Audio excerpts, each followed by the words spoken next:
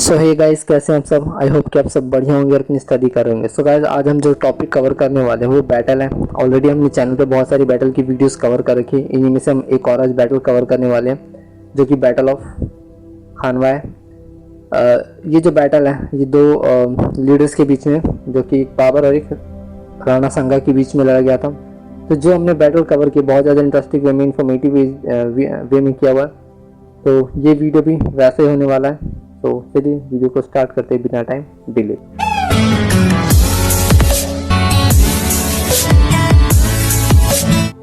So guys देखिए, जैसा कि मैंने बताया इस बैटल के बारे में, बैटल ऑफ खानवा, ये Mughal empire versus Rajput confederation के बीच में लड़ा गया था। अगर बात करें मुगल एम्पायर को तो लीड किया था बाबर ने, और अगर राजपूत कन्फेडरेशन की बात करें तो उसको लीड किया था राणा सांगा ने। ठीक है, बाबर की जो एटीट्यूड है कि किस तरीके से वॉर लड़ता है वो हमने पहले वीडियोज़ में कवर कर रखा कि किस तरीके से वो स्ट्रैटेजी बनाता है।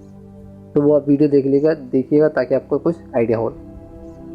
ठीक है, तो ये बाबर की फ़ोटोज़ हैं और ये राणा सांगा जी। ठीक है, तो अब गाइस देखिए, ये जो वीडियो है बैटल ऑफ खानवा की, इसमें हम क्या क्या टॉपिक को कवर करने वाले हैं। ठीक है, तो अगर हम बात करें तो सबसे पहले बैटल के बारे में जानेंगे। ठीक है, उसके बाद थोड़ा सा इंट्रोडक्शन लेंगे बाबर का, सेम इंट्रोडक्शन राणा सांगा का। क्या कारण थे जिसके कारण ये बैटल हुआ, बैटल फील्ड में क्या चीज़ें हुई थी, और क्या कारण था जिसके कारण राणा सांगा ये बैटल हार गए थे, और बैटल हारने के बाद क्या परिणाम, क्या कॉन्सिक्वेंसेस हुए थे। तो ये सब चीज़ें हम कवर करने वाले हैं, वन बाय वन एक एक करके हम कवर करें।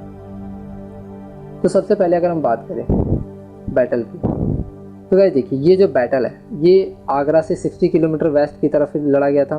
जो आपको अगर आइडिया हो तो ये जो जगह खानवा है, खानवा एक जगह है और ये राजस्थान में आपको मिलेगा।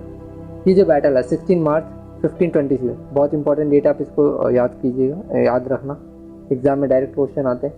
तो 16 मार्च 1527 को लड़ा गया था, किसके बीच में, बाबर और राणा सांगा के बीच में। और ये ग्रेट हिस्टोरिकल लीडर्स माने जाते थे। ठीक है, अब देखो वो जो बैटल लड़ा गया था, मतलब मेन जो दोनों लीडर का लड़ने का कारण ये था कि वो दोनों चाहते थे कि इंडियन नेशन के ऊपर ना बिल्कुल एक कंट्रोल करके रखें। दोनों यही चाहते थे, और अगर दोनों एक ही चीज़ चाह रहे थे डेफिनेटली दोनों में वॉर हो गई। अब जंगल में दो शेर तो होते नहीं, मतलब एक ही शेर होते, तो एक न एक अगर लड़ेंगे तो एक ने को हटना पड़ेगा। तो सेम यही कहानी यहाँ पे होता, दोनों चाहते थे कि इंडिया के ऊपर पूरा उनका कंट्रोल हो, और इसी कारण दोनों के बीच में ये बैटल हुआ। ठीक कुछ था।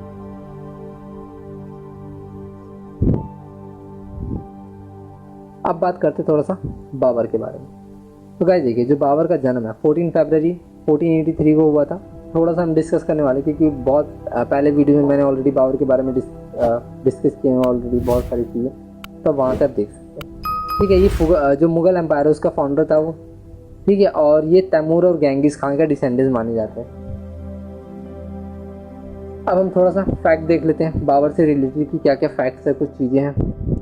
अगर बात करें तो उसका जो नाम है बाबर, एक पर्शियन वर्ड है बबर, जिसका मतलब होता है टाइगर, तो उससे डिराइव्ड हुआ है बाबर। और अगर बात करें तो ये बहुत ज़्यादा स्ट्रॉन्ग, फिजिकली फिट और माने जाते थे। और लिटरेसी और ऑरेटरी स्किल्स, यानी ऑब्जर्वेटरी और लिटरेसी स्किल्स अच्छे थे बाबर्स के।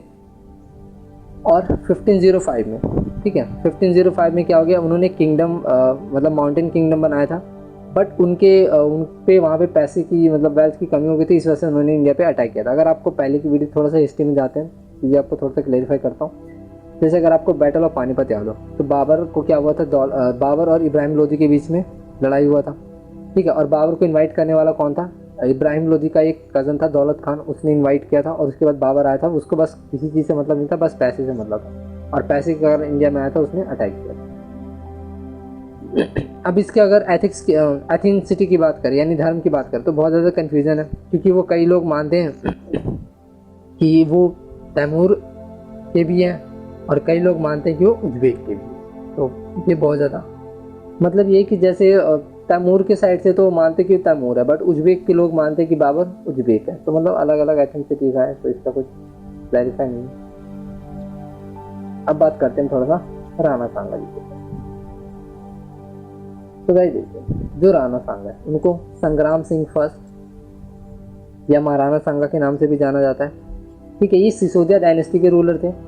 1482 में इनका जन्म हुआ था चित्तौड़गढ़ में, मेवाड़ के पास। ठीक है, और जो प्रेजेंट डे है वो गुहिलास नॉर्थ वेस्टर्न में आपको ये पार्ट मिलेगा। ठीक है, उन्होंने जब वो रूलर थे तो उन्होंने राजस्थान, गुजरात, मध्य प्रदेश, उत्तर प्रदेश और कुछ पार्ट चित्तौड़ के कवर किया था। मतलब अपने जो कैपिटल उसको चित्तौड़ बना था, तो ये सब जगह उन्होंने कैप्चर कर रखा था। अब अगर इनके बारे में हम बात करें, थोड़ा सा लाइक फैक्ट्स के बारे में बात करें, तो जो मुगल हिस्टोरियन है अल-बदायनी ने उन्होंने मतलब ये चीज़ वो मेंशन किया था कि जो बाबर ने लड़ाई की, मतलब बहुत सारे बैटल थे, बट जो ये बैटल था, बैटल ऑफ खानवा, ये बहुत ज़्यादा टफेस्ट बैटल है। और देखते हैं, और कहा जाता है कि जो भी इन्होंने बैटल लड़े उसमें से मतलब 100 बैटल से समथिंग लड़े, उसमें से सिर्फ एक ही बैटल ही हारे थे। ये तो कुछ फैक्ट है। अब बात करते हैं कि क्या कारण था जिसके कारण ये बैटल हुआ। तो गाइस देखिए, सबसे पहले एम्बिशियस, दोनों लीडर एम्बिशियस थे, दोनों चाहते थे कि इंडिया के ऊपर कब्जा हो, सुप्रीम पावर वही बन के रहे, जिसके कारण।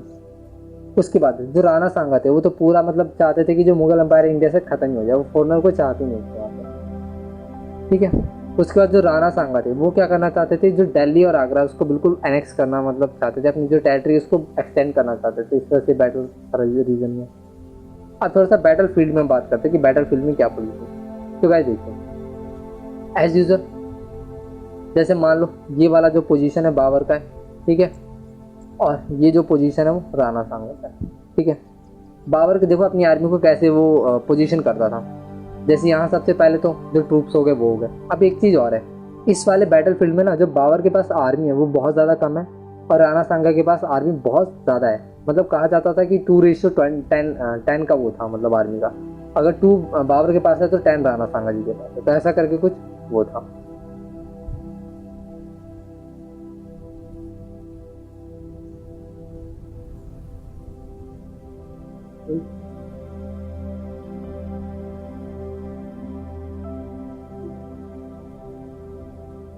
ठीक है, अब देखो आगे चलते। ठीक है, ये वही फर्स्ट लाइन ट्रूप्स यहाँ पे भी है।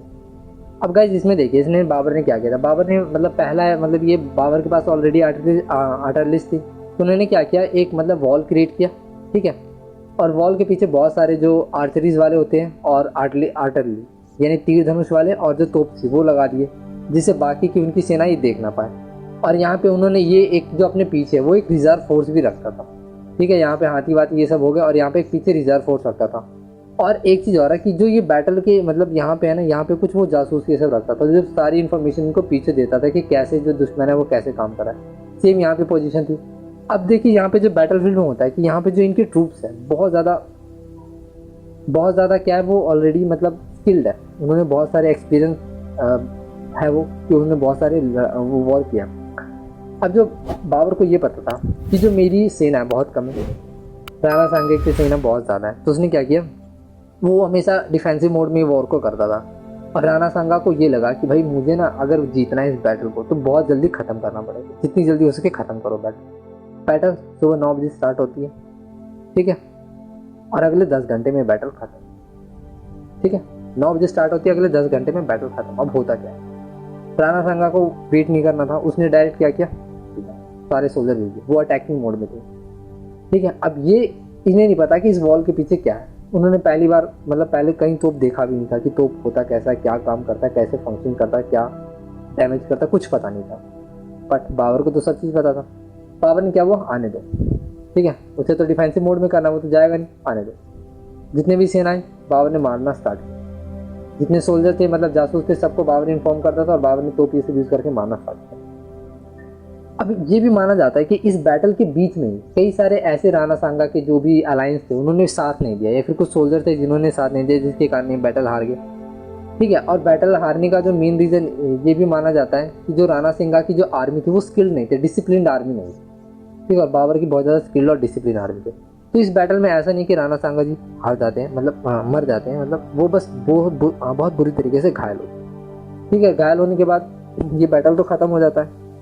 बट 1527 में बैटल होता है। 1528 में ऐसा कहा जाता है कि उन्हीं के किसी सोल्जर ने उनको जहर दे दिया, जिसके कारण राणा सांगा जी की डेथ हो जाती है। तो इस बैटल में देखिएगा, इसमें ना जो स्किल्ड आर्मी और स्किल आर्मी थे और ये बहुत ज़्यादा ट्रेंड सोल्जर थे, जिसके कारण बाबर ये बैटल जीता। और बाबर का आपको याद होगा, मतलब पहले भी अगर वीडियो देखा होगा तो बाबर की एक चीज़ वो करता था, जैसे जो भी बैटल में आया, ठीक है, और अगर वो बैटल जीत गया तो बाकी सोल्जर की क्या करता था, गर्दन काट के पहाड़ बनाता था और वो मैसेज सेंड करता था। वो मैसेज ये था कि एक तो हम आ चुके हैं, दूसरा कि जिसने भी हमारी तरफ गर्दन उठाने की कोशिश की हम उसकी गर्दन काट दें। ठीक है, तो ये क्या करता था, अपने आसपास जो भी है मतलब राजा है उनको मैसेज सेंड करता था कि हमसे मत लड़ना बस ये। ठीक है, तो उसने सेम वही चीज़ इस बैटल में भी किया।